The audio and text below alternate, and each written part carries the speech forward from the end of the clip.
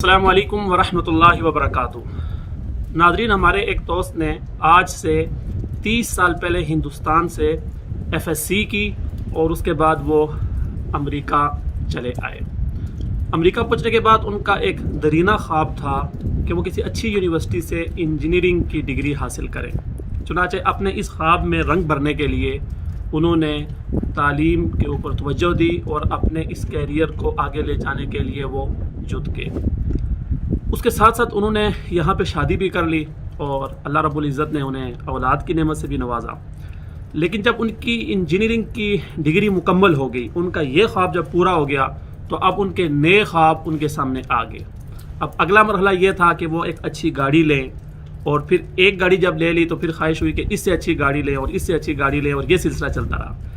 جب گاڑیوں سے ان کا جی بھرنے لگا اور ان کی یہ خواہشات پوری ہونے لگی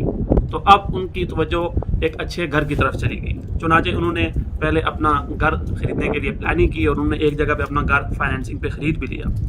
لیکن کچھ عرصے کے بعد انہیں ایسے لگا کہ اس علاقے سے نکل کے انہیں ایک اچھے علاقے کی طرف جانا چاہیے اور ایک اچھے علاقے میں ایک بڑا گھر جا کے بنانا چاہیے۔ چنانچہ اب ان کی ساری توجہ وہ اس طرف شفٹ ہوگی اور وہ اس طرف لگ گئے۔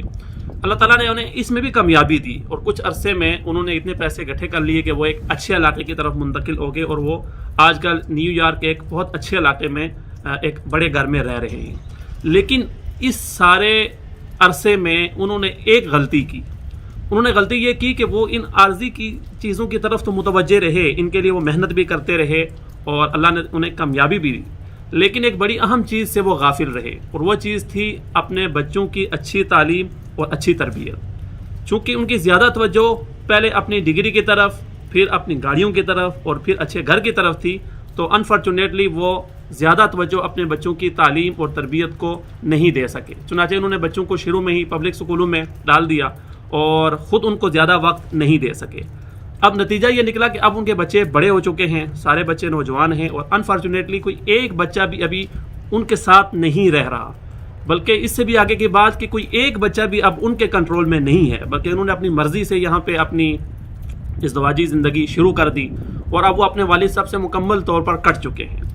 اب جب کہ ان کے والد صاحب کے پاس اچھی گاڑی بھی ہے، ان کے پاس اچھی جگہ پہ گھر بھی ہے، لیکن پھر بھی وہ بہت زیادہ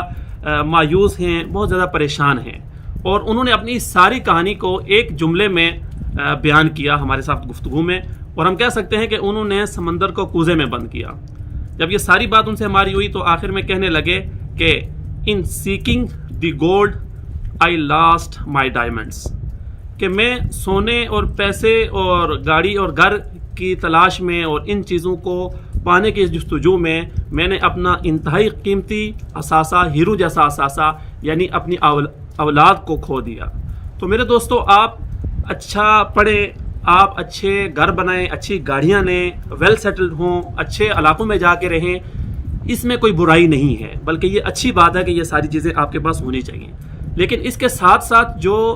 اللہ تعالیٰ نے آپ کو اولاد کی ایک بہت بڑی نعمت دے رکھی ہے، اس کی تعلیم و تربیت سے غافل ہرگز نہ ہو۔ اسپیشلی اگر آپ ویسٹرن کنٹریز میں رہ رہے ہیں تو وہاں پہ اپنے بچوں کو اچھی تعلیم دینے کے لیے اور ان کی اچھی تربیت کرنے کے لیے آپ کو ڈبل وقت دینا ہوگا، آپ کو ان کو دوہری توجہ دینی ہوگی۔ اگر آپ ان کی تعلیم اور تربیت کو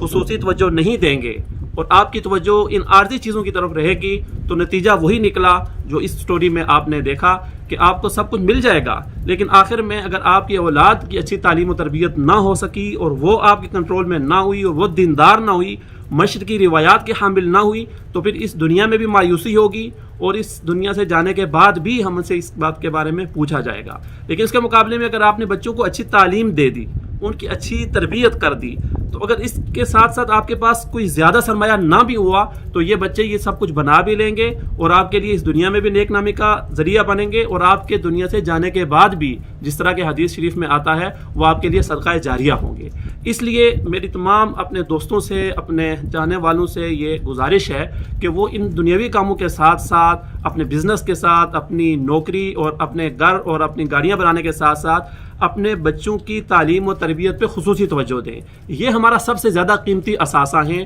اگر اس اثاثے کو ہم نے بچانا ہے تو ہمیں ان کی تعلیم و تربیت پر خصوصی توجہ دینا ہوگی۔ وآخر دعوانا الحمدللہ رب العالمین۔